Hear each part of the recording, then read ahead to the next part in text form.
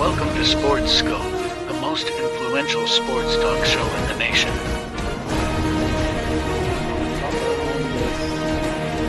What is today, the 19th? Stay tuned for updates and great sports content. Hello, everybody. Welcome to the Real Sports Scope. I'm your host, Robert Butler, on this 28th day here. Just a few days away from Halloween. I was watching, people are putting out scary movies and all that stuff. Great stuff there. Okay, got a great show with you for tonight. Who's really at fault there for that Bears loss there? I thought that was probably the game of the week between the Commanders and the Bears. I'll comment a little bit on tonight's game between the Giants and the Steelers, and plus go over a few other things. Chiefs, this is Patrick Mahomes' first ever 7-0 start, as successful as they've been. Got a few takes on that as well. Let's take our first and only break. I'll be back here momentarily, and we will hit the ground running here on the Real Sports Scope. Hello, Sports Scope followers. The program has seen tremendous growth since going 5 days a week. I just wanted to thank everybody for your cash contributions and sharing the program with friends and families. Just a reminder, if you want to contribute to the program, go to the Cash App, the cash sign, and Sports Scope.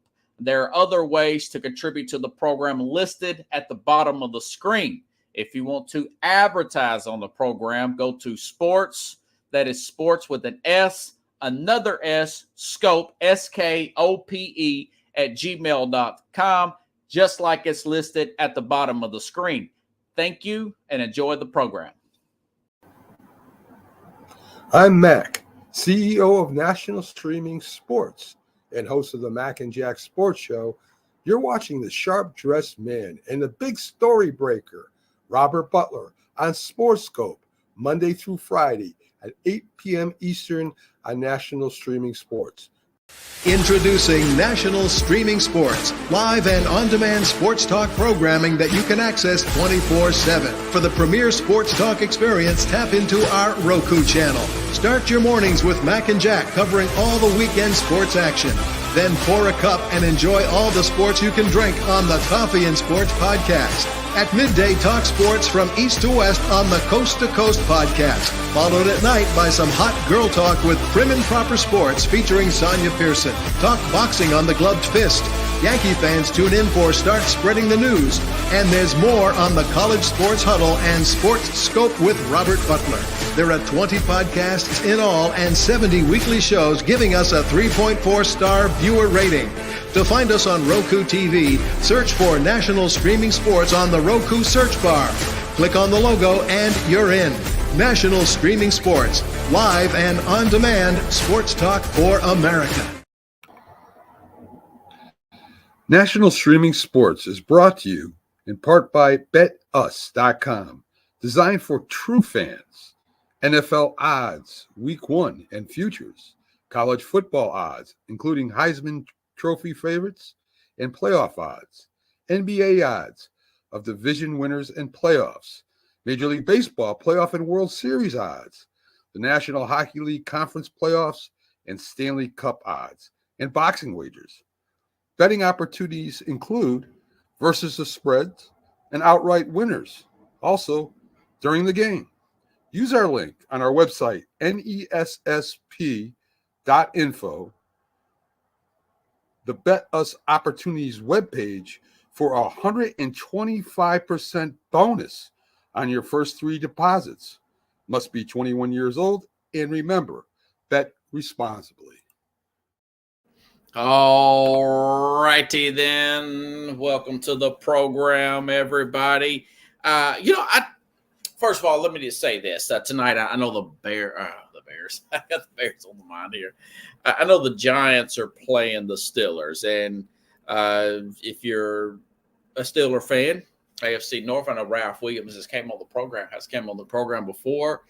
This is an opportunity to stay in first place. Now, of course, they're in first place because they have less losses than the Ravens. This is an opportunity to stay in first place. They're about a touchdown favorite against the New York Giants, who don't have their left tackle. Andrew Thomas was out. I think he's out for the season, actually. And we saw him getting demolished last week against the Philadelphia Eagles. Usually teams bounce back, not unless you're the Titans.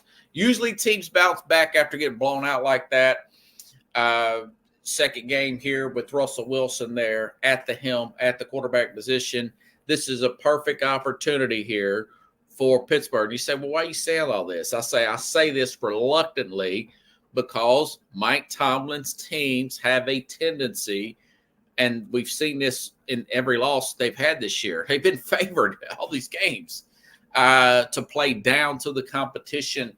This would be a horrific loss for the Steelers if they lose this game tonight. I think they'll probably win, 23-13, something like that. But we'll see. We'll see. But you've heard it first here. If they find a way to lose to this Giants team, that is all on Tomlin for not having the team properly prepared. Okay. All right.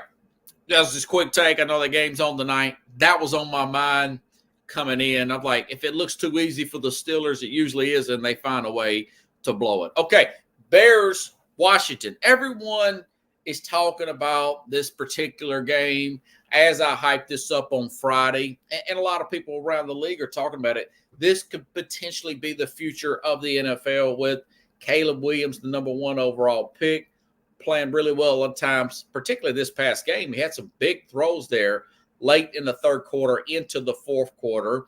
And then Jalen Daniels just totally run off with the Rookie of the Year. He was the number 2 overall pick for the Commanders here. So this to me was the most interesting game, even though it was by far not the highest scoring game. It was 18 or something like that, 18-15, kind of a weird score there and whatnot.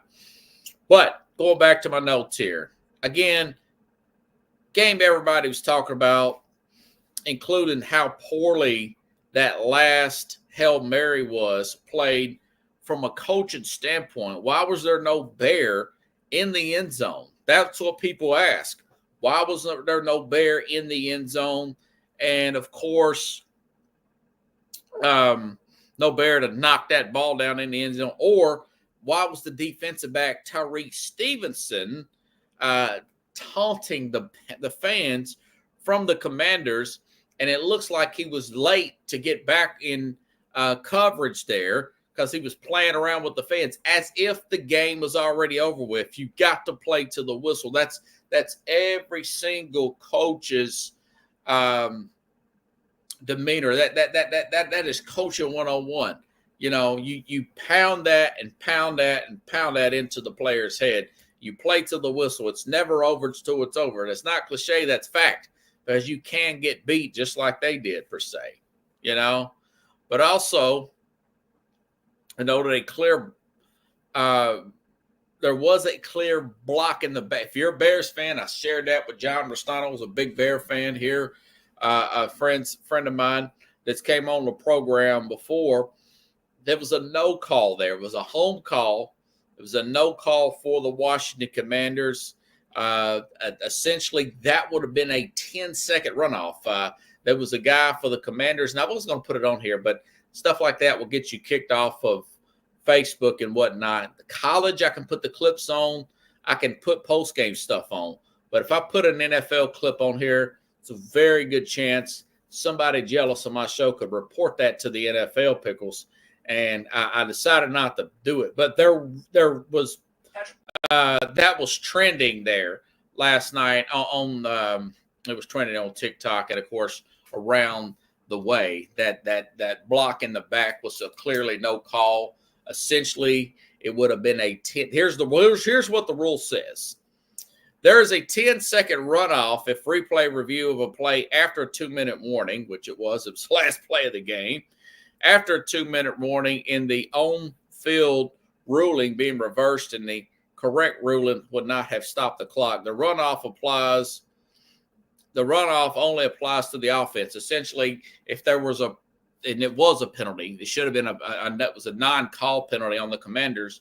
That would have been a 10-second runoff unless you have a timeout, and they didn't. This was the last play of the game. Unless you have a timeout and they didn't, you're out of luck on that per se. So just going over the rule book for a lot of you. I actually had to look that up myself. I've heard commentators say that time and time again about the 10-second runoff. I had to make sure and double check that, make sure I was correct, which I was. But my issue, folks, was not with the Bears last play. It was not with that. My issue is, Pickles, I see that you're on here, was the Bears were off a bye week playing a quarterback that was a last-minute play.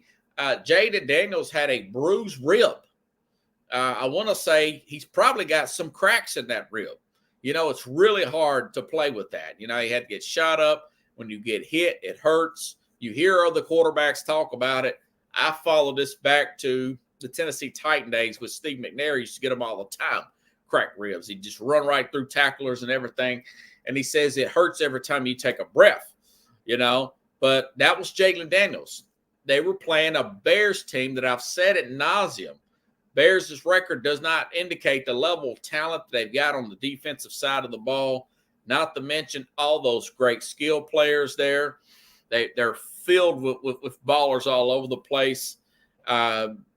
But I say all this because the Bears playing a team with the banged-up quarterback, no left tackle, no starting left tackle, a rookie, by the way, quarterback, with banged up, no left tackle there.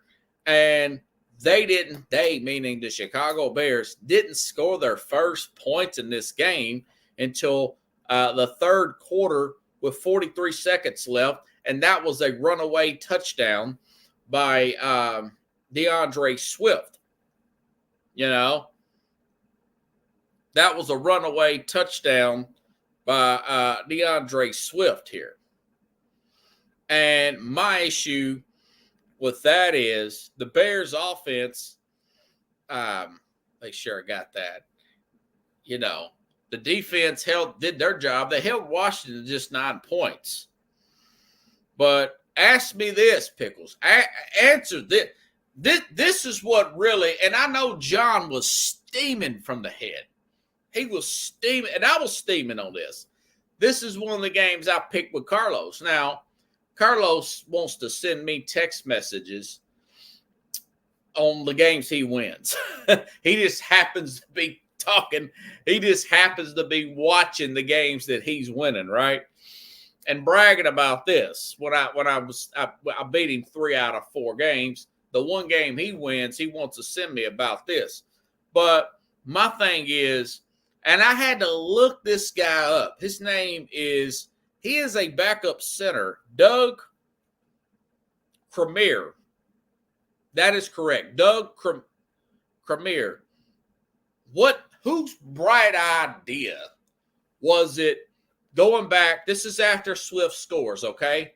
Whose bright idea in the offensive room, in the offensive coordinator, it was to let's give in a tight game where you're running out of time, you're running out of possessions, to do a refrigerator Perry type of play. That was a blowout in the Super Bowl 40-something years ago, 39 years ago, folks. That was a blowout in the Super Bowl. When you've got a guy like a DeAndre Swift who has ran over, let me make sure I got this right, 18 carries for 129 yards fresh off of bye week. He's running and really picking up momentum on this team. And you decide to get cute here, Shane, what's his name? Shane Waldron, the offensive coordinator for the Bears, and give the ball to this center. He's not even Khalif Herbert, not even John. This is not even this guy, again, he's not even listed as a fullback. What genius was it to do? And, of course, we know what happened there. The guy fumbles the football, and the Commanders get it back. That was one of the dumbest plays of the entire day. That was one of the dumbest plays I've ever seen, other than the Colts about 10 years ago, and I talk about this all the time. is when they did the fake punt, and there's two Patriots looking at this guy. This one guy standing there with the ball. There's no other players around him for the Colts. This is one of the goofiest plays. The guy hikes the ball, and the two Patriots are like, okay, and they just tackle the guy. It was so dumb. I don't know. It's almost like a gag or something. It was so stupid. But so, again, you know, that is almost a fireable offense to me with Waldron calling that play. Luckily for the Bears, they come back. The defense holds serve again. Again, they did the punt off. And, of course, it took Caleb Williams credit. Big throw after big throw. They come right back down, get the touchdown, get the 2-point conversion, and then they're up. And the game should be over with at that point, you know? The game should be over with at that point. But, again, you're the team off the bye week, less injured, and you come in there and do some crazy stuff like that. And on top of that, why is that defensive? You know, so that was my vent leading up to that play, leading up to the last play. But, you know, Eberflus, what do you think? He knows it. You've got, and then, you know, like Pat McAfee said, this is going to be a rough week in the film room. You know, with this Stevenson guy, toning is almost like it was bad karma, toning the Commander fan base, and then everybody's running up beside him. Why is that one guy standing in the end zone and nobody's behind him? You got to have players all in the end zone. You have to have a knockdown, and you cannot have anybody behind you in the end zone by itself. You know, you're supposed to play the ball, and you can't have nobody behind you. That's the worst thing you can do is have a player behind you. And they didn't think that Daniels could get the ball that far up the field. And, of course, he did, and that's what happened. So I just think that was probably I made a note here. This was a nationally televised game. It was premiered as one of the games of the week. They had Jim Nantz and Tony Romo calling this game. Back in the day, Fox only got the NFC and CBS got the AFC. Now they're switching it all around. Fox has in AFC games and CBS has NFC games. So this was a big game. I think this was this guy, Shane Waldron, trying to make a name for himself, doing that stupid play like that and whatnot. So it just goes to show you this team is loaded with talent, for one thing. I mean, Veach has done a very Brian Pohl, Veach he come from Veach's system there. He was assistant under Veach, who's the general manager with the Chiefs there.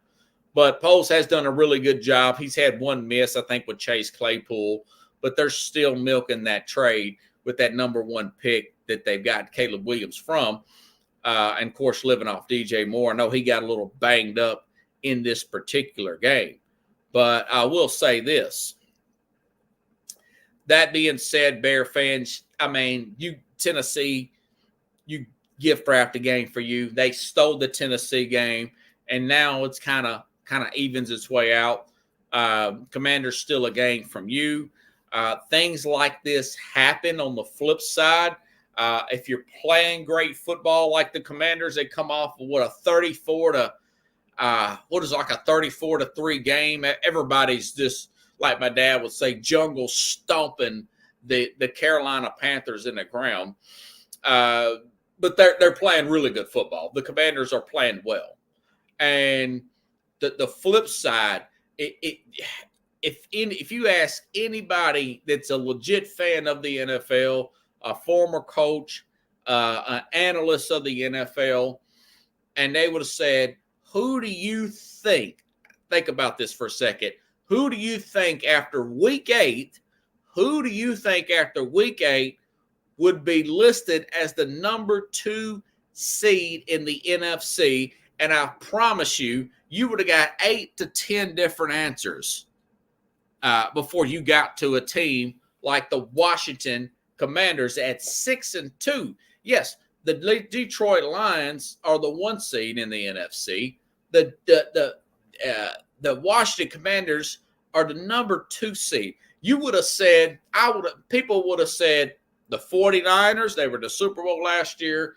Somebody might have said the Eagles. They got Saquon Barkley, upgrades on defense, new defensive coordinator, new offensive coordinator.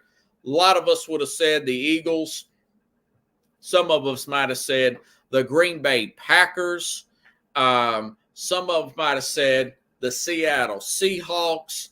I mean, maybe the Dallas Cowboys because they were the number 2 seed before last year in the playoffs. Nobody would have said the Commanders. Nobody would have said the Commanders. Pickle says Dallas or the Eagles, maybe the Packers. I mean, so that's what's beautiful about this league, man. You can go from you get the quarterback right and you get the coaching staff right. I'm not in love with the head coach there, but I do think that Cliff Kingsbury, Jaden Daniels was an interesting pairing. Watching the system that Daniels played at LSU, ran like 54 touchdowns in a college season, unbelievable. He ran off with the Heisman Trophy. I thought that from that system they played down there would be perfect for what Kyler Murray and Cliff Kingsbury did. Kingsbury's, I don't think his head coaching material. He's been fired twice. He's a little too, he's not managerial type. He doesn't have that.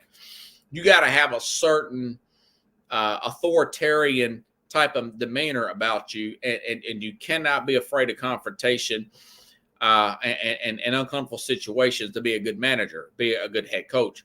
That's something Kingsbury's not, but he's a good creator of offense and scheme and whatnot.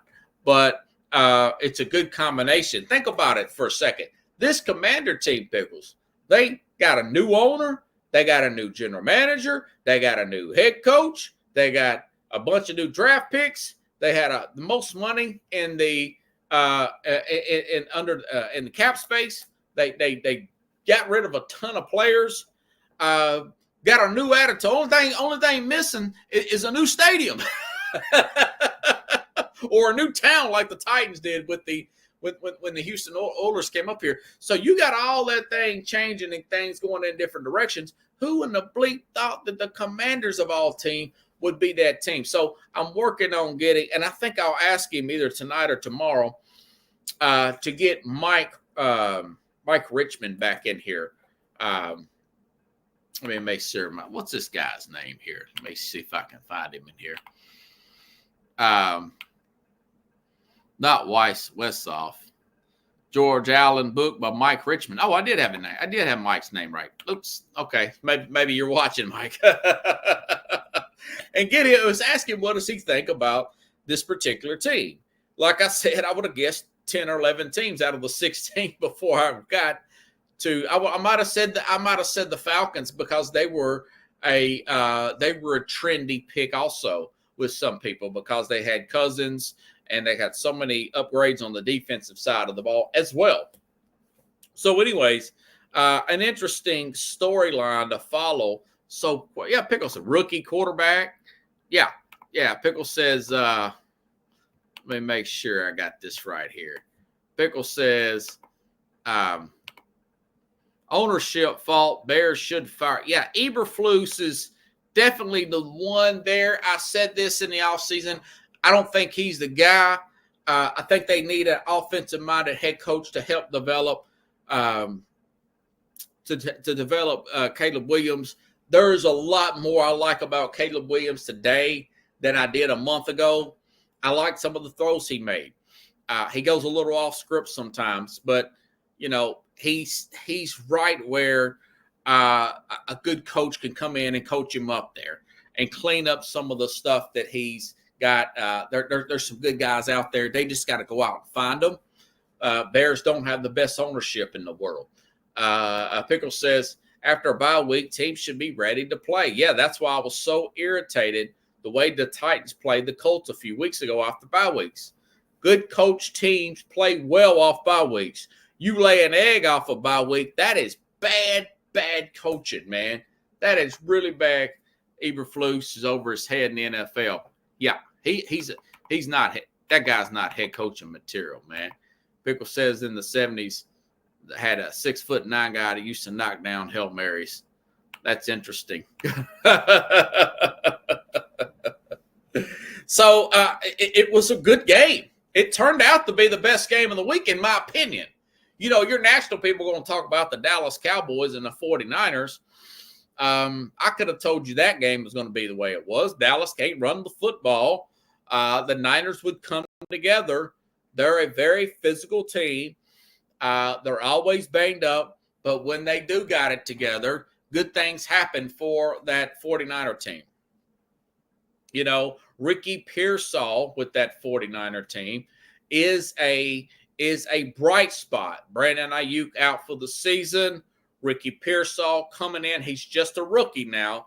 You know, the guy just got shot a few months ago in San Francisco. Go figure. But he's turned out to be a good player. I picked that game.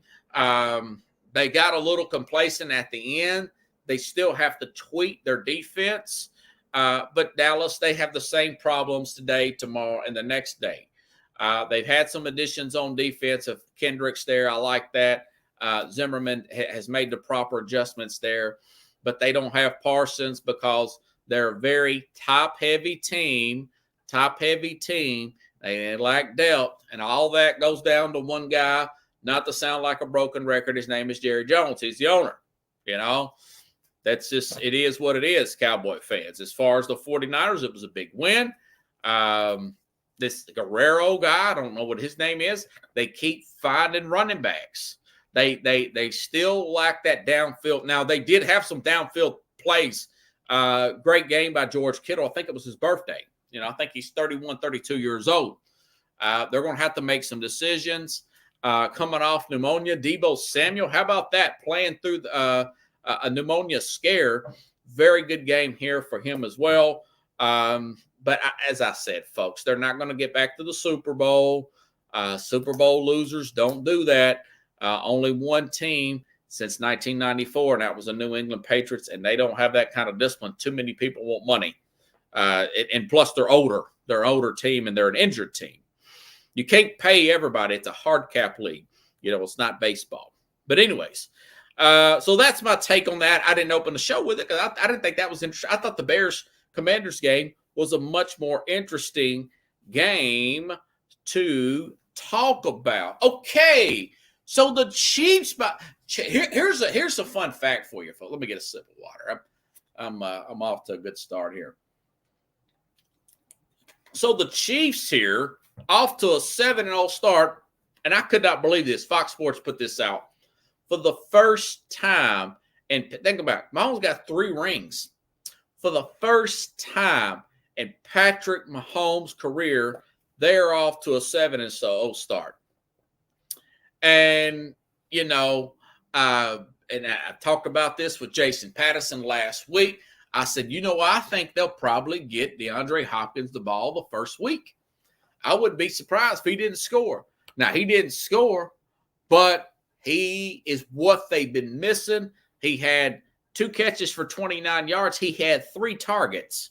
And there was 1 miss there. But here's Pat McAfee from last week pointing out the fact that he is perfect for what they need in their system. Listen. DeAndre Hopkins has officially been traded from the Tennessee Titans to the Kansas City Chiefs. Now it's for a 5th rounder with some conditions that it could become a 4th. Did everybody know you get DeAndre Hopkins for a fucking 5th rounder? Reach out to Hembo and you say, Hembo, is DeAndre Hopkins going to work out for Patrick Mahomes? And he goes, actually, there's some stats here. Everything that Patrick Mahomes needs and hasn't had this year, DeAndre Hopkins helps out with. Zone coverage, he's quickly open. Understands hot routes, understands defenses. Yards 0 to 11 for passes. In the past, Patrick Mahomes has been very good. Understands what defense is, get the balls out quickly there. DeAndre Hopkins eats in these, let alone what he's able to do down the field. And there's a lot of people saying he's washed. Was Kareem Hunt washed whenever he went over there? Remember, Randy was washed before Randy Moss went up to New England. Gronkowski was retired. Back was bad. Old. Sometimes a little motivation, a little. Yeah, he made a good point. You know, like I played that last week. Yeah, we thought Gronk was washed. He comes in, boom. They knocked off the rust. It was just like old times. Same thing with that Randy Moss. He had like 50. That Randy Moss, and by the way, of course, they didn't win that Super Bowl that year. And somebody did make a good point. He says they kind of remind me some listener or somebody off the internet said this. I think it was on Facebook. I shared it, and of Mahomes' first time ever starting off career at 7-0, and they said that this looks a lot like that team, that Patriot team that went 18-0. They got off to this crazy start. They looked like they were unbeatable, and then of course they lost in the Super Bowl. That very well may be the case. That would help Tennessee Titan people, which need all the help they can get them a 4th-round pick. But, going back to Mahomes here and a guy like a DeAndre Hopkins, yeah, right off the bat and in really fast-paced environments like that, indoors playing against the Raiders, that is exactly where he fits in. Didn't you guys notice that the fact that he is still, DeAndre Hopkins, is still dangerous enough for defenses to pay attention to? I noticed that Xavier Worthy got a touchdown in that game. So it opens it up for the fast guy. You cannot put on, and I know that Rashid Rice was kind of an outlier last year, but normally you simply cannot put that kind of pressure. You cannot put that kind of pressure on a rookie quarterback, or a rookie wide receiver for you to go out and just set the world on fire as a rookie. It's too hard to do that, But Xavier Worthy, now he's got 4 catches, 37 yards, and a touchdown. Hopkins, 3 catches, 29 yards, 10 for 90. And I don't know what it is about Kels. Every time he goes out to Vegas, he plays better in Vegas than he does in Arrowhead. Now, of course, you're not going to get that every week out of Travis Kelce there per se. But Chiefs only have 2 home games that can derail them from running the table. Yeah, that's true. Now, I will say this: a healthy, although they look like they're struggling, a healthy Charger team can beat them. And listen, folks, this Denver team, very well coached, perfect system for the perfect quarterback. There's some stats CBS put out about Bo Nix. Bo Nix, rookie quarterback, ranks in October. Here's his quarterback ranks in October so far. Passing touchdowns, 7. That ranks him first. Patching touchdowns, interception, 7-1. That's also first. Passing yards, 870 yards. That's also first. Rushing touchdowns. That's also first. Wins, tied for first and 3. So, they can get beat. They can get beat. It's just there's a lot of bad teams in the NFL right now. I mean, the Titans are unwatchable at this point. The Carolina Panthers, more often than not, are unwatchable. Okay? The Patriots play the Titans. That game will probably be on Red Zone all game next Sunday, this coming up Sunday. Those teams are unwatchable, Up till last week, the Cleveland Browns are unwatchable, But they got an upset, and the Ravens thought that too, and they said, well, we could beat them. We could just roll our helmets out there. And, of course, we know what happened. They got beat, But going back to this team right here, it was a good win. It was a good win here. They had some motivation coming in this win. He said, well, it was against the Raiders. Well, Raiders beat them on Christmas Day last year. You think they forgot about that? Remember, I had Jason Patterson on last week, who covers the Chiefs for Pigtail Nation. And remember, this was said in the offseason about Patrick Mahomes. I thought it was funny, but I think that ticked Mahomes and the Chiefs off. Listen up. This was from July. This was from way back in training camp. And I bookmarked it myself. I said, yeah, this is going to be interesting come October when they play. Listen up. Patrick Mahomes got some fuel to the fire recently with the Raiders and a puppet and some other things out there. I'm here. I'm here. I'm here.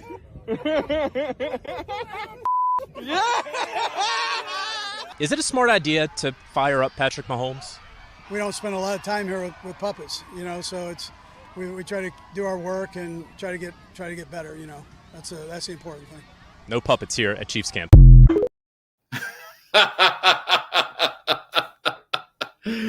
Let me take down Pickles' comment there. Let me take that down. Chiefs only 2 games here. Let me see. 2 games on the table. That is true. We'll take that. I'm trying to take that comment down, and there we go. Let's watch that clip one more time. This is funny. Patrick Mahomes got some fuel to the fire recently with the Raiders and a puppet and some other things out there. I'm here. I'm here. I'm here.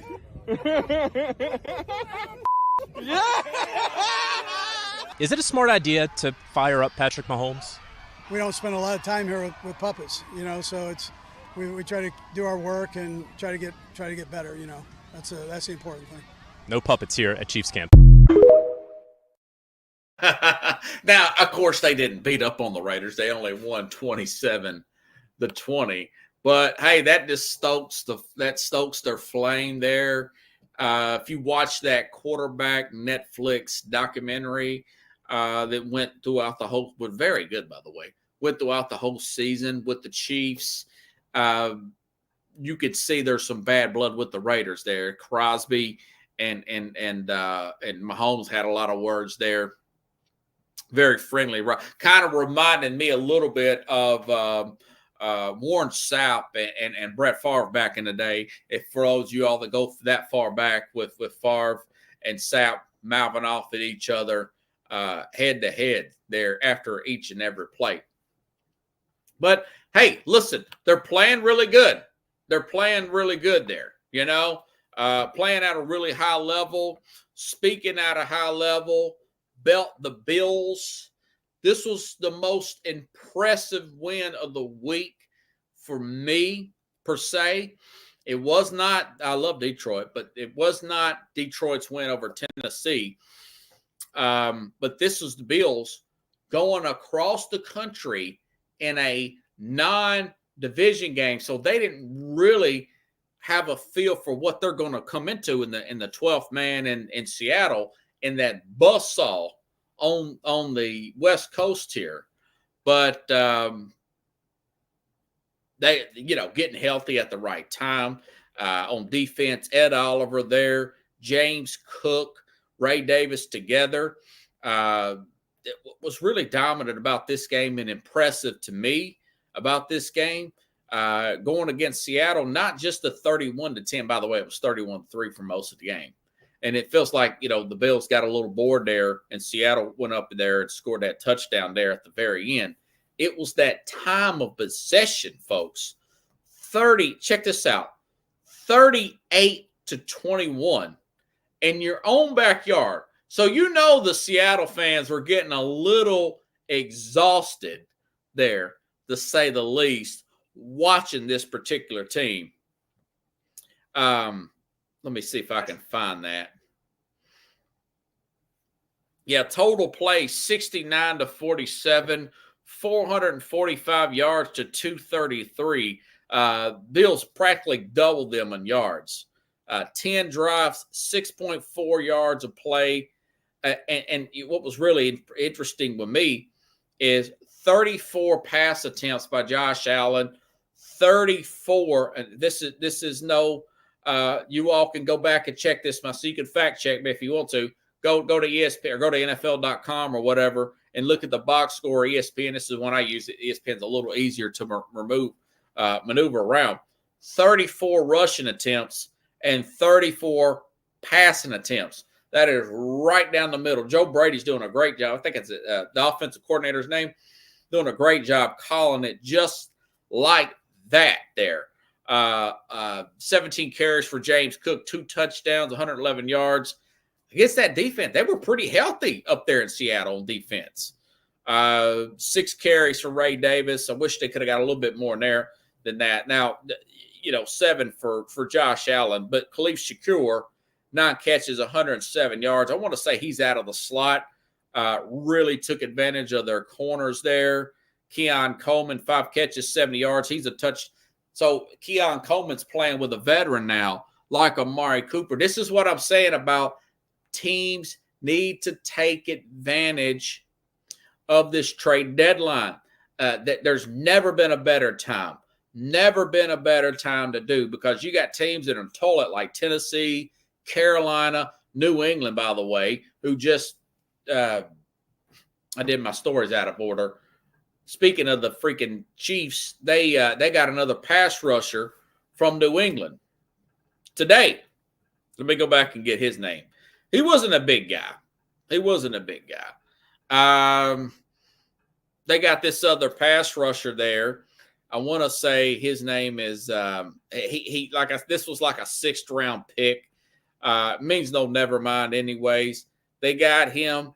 And plus the fact they're going to get Isaiah Pacheco back to play there with Kareem Hunt. Kareem Hunt's looking like the guy they drafted back in 2017. So they need to be a power running team. Do I think this Bills team could beat them? Yes, I do. With the right. But yeah, it was Josh Juszczyk. Yeah, actually I had it right. UC. Edge rusher out of New England. New England's in a toilet with the Titans need to trade Landry to somebody, maybe Buffalo, right? But so my point is, Bills, that win was so impressive. They are now up to second in the whole NFL in point differential. They are second point differential in 80. Let me make sure I got this right. 84 plus 84. They outscore their opponents by plus. Other than that that Ravens game, and I'm sure they had some injuries there in that game that really spun off Derrick Henry. These guys are playing good football now. Again, they're supposed to get Milano possibly back by December. Their star linebacker. They still need to add a piece or two. I just mentioned that. I wasn't saying that just to be throwing it out there. The Chiefs have already added 2 pieces. They've already added another edge rusher. They've already added DeAndre Hopkins. Jason said maybe they add a corner at some point. They're trying to make history. The Bills have the team now, and they've got about a 3-game lead now in the AFC East. I mean, look how bad the Jets are, and the Patriots. And Miami just now getting their quarterback back. Miami, I was for sure they were going to beat Arizona Sunday, and they didn't. So, this Bills team, as far as getting that first home game, they are coasting with the capital C. But they're thinking about 2 teams, the Ravens, which I think they can beat. That'll be a different game next time. Ravens don't have a lot of depth on the defensive side. You're starting to see them. They're getting a little age on the Ravens up front. I know the backside. Marlon Humphrey's been around for a while. He seems to be banged up constantly. That really cost him the game this past week. Kyle Hamilton's their only really bright spot there in the secondary. And the Ravens are always good on defense. But they still they got about 8 days, really 7, because this day's done. Next Tuesday is that trade deadline, and Buffalo need to go out here and add another player there. Pickles, they need to add another player there to that maybe 2 to that defensive side of the ball. I was bragging Friday about Josh Allen not throwing an interception, and he threw one. Really, he didn't even need to throw it. They already had a pretty good sized lead. It was his first interception, and that would have been 10 games against Seattle, So that being said, you go and you have Seattle down 31-3 most of the game and beat them 31-10. You would have had some really good odds there on winning that game. That was a very impressive game by the Buffalo Bills. Not saying they're all world, just saying this particular week, that was a good game. Of course, they beat Tennessee 31-10 last week, and 34-10. Then they beat these guys 31-10. So playing really well. I will say this though about Detroit, another dominant victory for Detroit. I could not find a Dan Campbell clip this week. I guess he decided not to let the NFL films in the locker room. Maybe he did. I couldn't find it this week. I was going to play a Dan Campbell clip because I always like playing Dan Campbell clip. I love Dan Campbell. But my point on that, this team up in Detroit, this team reminds me a lot of the 2019-2020 San Francisco 49ers. Let me explain. The 49ers, led by Nick Bosa, that was just a rookie year for Bosa. DeForest Buckner, Fred Warner, and that group. And, of course, the running game. Remember, they had Garoppolo was a quarterback that year. They started that year off 8-0, killing team. They beat Cleveland that year 31-3. I mean, just destroying teams out of nowhere, getting 240 yards rushing the game, and looking like they were barely breaking a sweat out there, stomping these guys out. But my thing is, that's Detroit. They beat Tennessee 52-10 or whatever, 14 or whatever. Just a few weeks ago, they went down to Dallas and beat them, 47? They put 47 on Dallas, and it was so bad in Dallas that most of their starters for Dallas didn't even play in the fourth quarter. That was like a preseason game or something. That was that game in the late in the third quarter. It was like a preseason game. That game was like pre-salary cap era game. But like Dallas Cowboys back in the day, being on the right side of beating Buffalo Bills in the Super Bowl, like 52-10 or some crazy score like that. So I say all that to say that those similarities of that 49er team, where you're just destroying, you're not beating teams, you're running them off the field. And you don't win in one way, shape, form, or fashion. All right. For example, Jared Goff. This was Sunday against the Titans, Pickles. This is for real. 12 of 15, 85 yards. That's it. Now, he had 3 touchdowns, but 12 of 15, 85 yards. They had a special teams play there. Sam Laporta was your leading receiver. 6 catches, 48 yards, 1 touchdown. So it wasn't really a dominant performance. I guess you could say that 11 carries for 127 and a touchdown by Gibbs was pretty impressive, I guess. But my biggest thing is, you don't have to. I say that with Goff only having 85 yards passing. Remember the NFC Championship game. Let's go back to that 49er team. The AFC Championship game. I want to say that was the yardage that Garoppolo had against the Packers. I mean, they just ran all over that Packer team. And it was 5 yards, 5, 6, 7 yards a pop there, So, and right now, if the season ended today, this Detroit would be the 1 seed. They would get the bye week, So they are beating the crap out of bad teams. Although Dallas is a decent team, I guess. Tennessee's a bad team. They're doing what they're supposed to do. They're not getting pass happy. I guess they really learned their lesson from the Tampa game. But I still say, just like I just said about the Buffalo Bills, what are the Chiefs doing? They've already got an edge rusher. They've already picked up DeAndre Hopkins, and we still got about a week to go before the NFL trade deadline. They need to go out and get. And I was looking through my notes here and looking through all of my all of my X feed where it's Ian Rappaport, Adam Schefter, and I'm looking to see if Tennessee Titans left Harold Landry up there in Detroit, and they didn't. So that's something they need to do as the game's getting more difficult. I'll say they're just destroying teams. Look at them just last week. They went up to Minnesota and beat them by 2 points. That could have went the other way. So as you start to play the better teams and you get into the playoffs, when it's nip and tuck, you're going to need that edge rusher.